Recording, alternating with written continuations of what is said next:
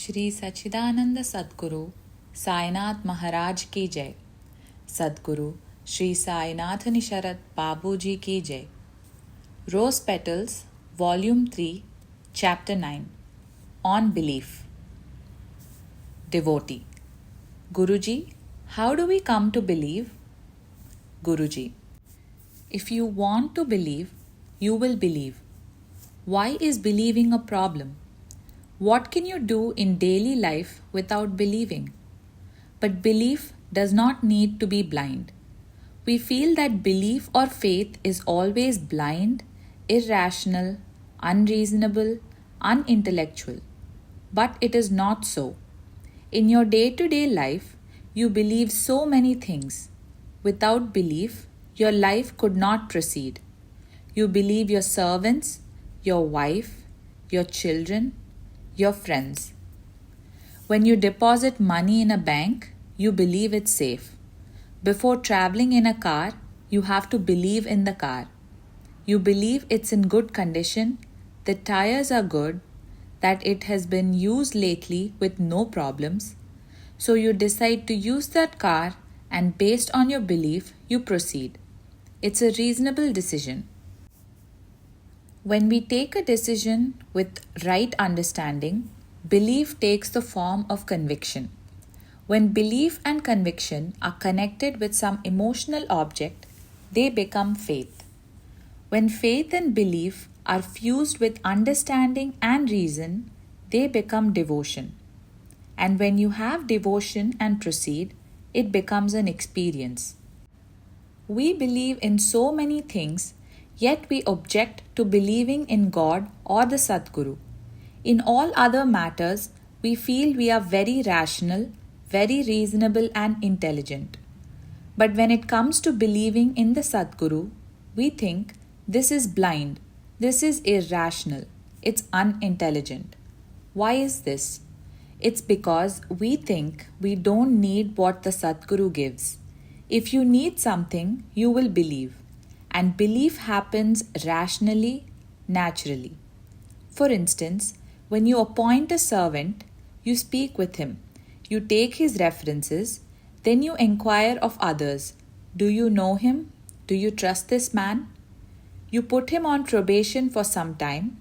Then, if nothing unsatisfactory happens, you come to believe in him. You even leave the whole house in his care when you go on vacation. So you believe in a watchman, but not in a Sadguru like Sai Baba. What a pity. Do you believe Neil Armstrong walked on the moon? Did you see him walking there? You saw some photographs, but couldn't they have been faked? Yet we believe these things and take the validity of such events for granted. But when we have an experience with the Sadguru, we think, maybe it was luck or coincidence, or maybe this, maybe that.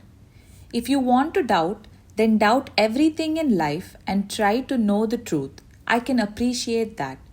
But when you don't doubt any other aspects of your life except your spiritual practice, that is weakness. Try to doubt and question everything, even doubt your own existence. This is what Bhagavan did. He inquired, "Who am I?" You are not sure who you are? Okay, first doubt that. You believe that you are somebody, some name, an identity, but it is doubtful. Bhagavan says there is a false ego and a real ego, the real I. So try to see. First, doubt it. Don't believe his statement either. Instead, ask, "Who am I?" Then the real inquiry, self-inquiry starts. But you don't doubt or question like this at all. You simply believe Bhagavan's statement and go on from there, doing inquiry based on your belief. What is the use of inquiry based on a belief? I am asking you not to believe. Doubt and do something with the doubt. Have a real doubt. Have a real spirit of inquiry.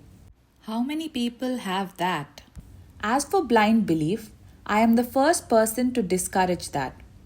My belief is that a human being is a uniquely rational being. So, to be human, one should be rational. If one is not rational, then one is not being human at all. That's a logical conclusion, isn't it? One must be rational. That doesn't mean you can't believe or that you can't doubt also. Honest doubt is good. Devotee. Perpetual doubt is tiring. Guruji. If your doubt is real, you'll find the answer to its removal. In order to invent something or to discover a natural law in physics, we must begin with a hypothesis. First, the scientist has a hypothesis and experiments with it. Only when he knows by experience that his hypothesis is right does it become a scientific law, not before. What I am asking you is to be scientific. Doubt, and then, on the basis of that doubt, build a hypothesis. Then, try to test it by your experience and know the truth, the natural law behind it as it appears to you. The result is what I call experience. Devotee. Sometimes I have doubted even my own existence. Guruji. Have you seriously doubted it? Everyone at one time or another doubts their own existence, but their doubts do not continue. If you are really serious, you have to explore it until the mystery is solved, not just out of an idle curiosity. I'm not talking about idle curiosity, but real curiosity coming from a need. For real curiosity, a need must be there. So we return to my original statement. Try to know what you need. Devotee. Guruji, is it possible to live without belief? Guruji. It is possible, but usually people don't. If I say yes, one can live without a belief, and you believe me, then you'll be living with the belief that people can live without belief. Devotee. But is it desirable to live without beliefs? Guruji. As long as they don't come in the way of your happiness, there is no problem with beliefs. Devotee. But sometimes they are limiting and cause unhappiness. Guruji. They can be limiting, but they can also be helpful in going beyond limitations. Devotee. There's some belief in our limitations, I suppose. Guruji. It's your belief in your limitation that makes you want to go beyond your limitations. It's actually helping you. Then it's no longer a belief but your experience. Devotee. How does a belief in our limitation give us the push to go beyond our limitations? Guruji. If you don't believe in it, you don't try to go beyond it. If you believe, I am happy, I am fulfilled, I have no unhappiness, I am not bound, I am a realized soul. If you believe that, you won't try to go beyond it. But what I am saying is, your so called belief in your limitations is not a belief, it's the truth. They are not necessarily beliefs. That is why I always tell you to rely on your experience. Usually, I discourage people from accumulating beliefs, but still we have certain innocent beliefs. There's no problem with them. Here with me, there is no question of any authority above your own experience. I am not criticizing authority. I am not saying don't respect authority, don't believe in the scriptures, don't believe in gurus or the teachings. There is no question of any belief, of any faith, because the most authentic thing is your own experience of sadness or frustration, of your own abstract sense of fulfillment. To know this, no scriptures are needed. And when you meet a Sadguru, your spontaneous reaction of love to his expression of love, that is also your experience. You don't need any scripture or other authority to verify it. Even if the whole world tells you not to love that person, you love him. And if you don't feel that love, even if the whole world says love him, you won't love him. Like that, I'm asking you to take on the authority of your own experience. Take the example of a cell phone. You have a cell phone that starts giving some trouble and needs repair. What do? Immediately you ask a friend, I'm having trouble with my mobile. Can you recommend a good repairman? He says, yes, I know a good one. He repaired mine well. Then you ask someone else where he got his repaired. Like this, you collect all the information you can. Then, on the basis of that evidence, you give your cell phone to the best serviceman. Are you sure he can repair it? He might have repaired 1,000 cell phones, but what is the guarantee he can repair yours? What makes you surrender your phone to him? Simply your belief in others' experience. Is it rational or irrational? Without believing the evidence you base your decision on, how can you act in the world? But finally, what counts is your own experience, whether your phone gets fixed or not. Even then, if he fails to fix it, you can seek someone else. You think that reason and belief are opposed to each other and that someone who is spiritual must have belief. But I don't believe in belief at all. I don't give any importance to belief or trust and all these things. I never believed in anything in order to gain something spiritually. I never tried to follow a belief. It is something I don't like. I had a sense of benefit, of gain. That was my experience. Where is the question of belief before a direct experience? Believe only to the extent of your experience. That is why I never ask anyone to believe in Sai Baba. Have you heard me say, unless you believe in Sai Baba, he won't help you? Have I ever said it? If someone said the same thing to me, I would say, how can I believe in him unless he helps me?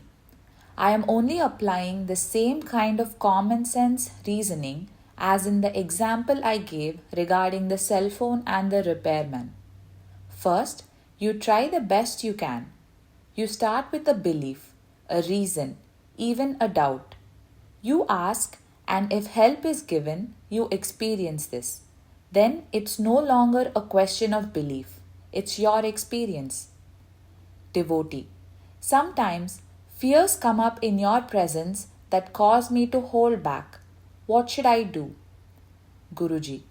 What happens when you come in contact with me is that even though the fears are there, at the same time you have an anchor. So you have the fear and also the strength, the support. You fear, but you need not fear. As Baba's saying goes, why fear when I am here? Devotee. Isn't the anchor or sense of security just another belief system? Guruji. If the belief really works as an anchor, you are already being transformed by it. The point is, if what you believe in doesn't give you sufficient security, then there is a problem. You will be suffering. It might start with a belief, but after you get some experiences, it ceases being merely a belief and becomes an experience. Many people believe in something which they think will give them an anchor, and even if it doesn't, they still cling to it. Devotee. Yes, because there is fear. Guruji. Then there will be even more fear. Not only the usual fears, but also fear of losing the belief. If the so-called belief is really giving security, there will be no fear at all. This leads to healthy development of the personality. Devotee. Previously, you mentioned the subject of merging the personality with the ground of being, and you gave the example of holding on to Baba like a branch as an anchor. Could you say more about that? Guruji. Your old beliefs and concepts are like the branch on which you are sitting, and you are afraid it can break at any moment from being unable to bear the load of all your concepts and problems. There's no other branch to hold on to, and you're afraid another branch could be even weaker. Then something happens. The Sadguru gives you a push that triggers a new outlook, and you grab this new branch that seems stronger. You don't know whether it's really stronger or not, but when you hold on to it for a while and experience it is stronger, then you let go of the old branch. So the Satguru has to do two things. Not only push you to leave the old branch by shattering your concepts and beliefs that are the basis of your present personality and unhappiness, but also at the experiential level, give you another branch as an anchor. Both have to be done. Otherwise, you become even more insecure. So, my main object is to shift you to a stronger branch. In all my satsangs, the motive is only that. I am not interested in whether the old branch is good or bad. It all depends on how strongly you cling to your old branch. If your clinging is strong, then my shattering will be stronger. Devotee: is everything predetermined or is it just a belief? Guruji: if you have really realized it and it's not just a theory or belief, then you can say everything is predetermined. It is fate. I don't encourage this because it's nonsense, since you don't experience life like that. You do not know what is predetermined, how it is predetermined, whether it is actually predetermined or postdetermined. Only after something happens you may come to know. When you don't have even a single experience of predetermination, how can you claim everything is predetermined? Otherwise, it becomes a doctrine, a dogma, which is not good. So stick to your experience. Try to be as scientific as possible. This is my experience. I don't know if it is predetermined, but if it is, I'll come to know. If you know, like Baba, what is predetermined, then you can say it. Baba could say it because he was a competent person whose experience qualified him to speak. But we are not, so long as it is not our experience.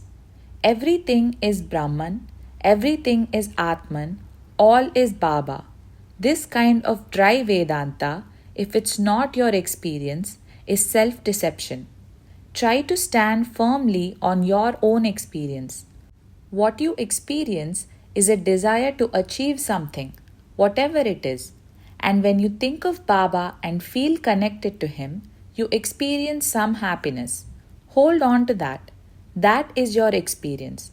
It doesn't need any explanation, any evidence, any confirmation. It's not based on belief. It's real. Baba's form is giving me that happiness. It's concrete.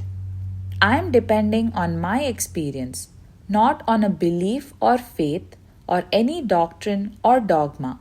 That's why I always try to avoid doctrines and theories. I want you also to stand firmly on your own experience. Shri Sachidananda Sadguru Sainath Maharaj ki Jai. Sadguru Shri Sainath Nisharat Babuji ki Jai.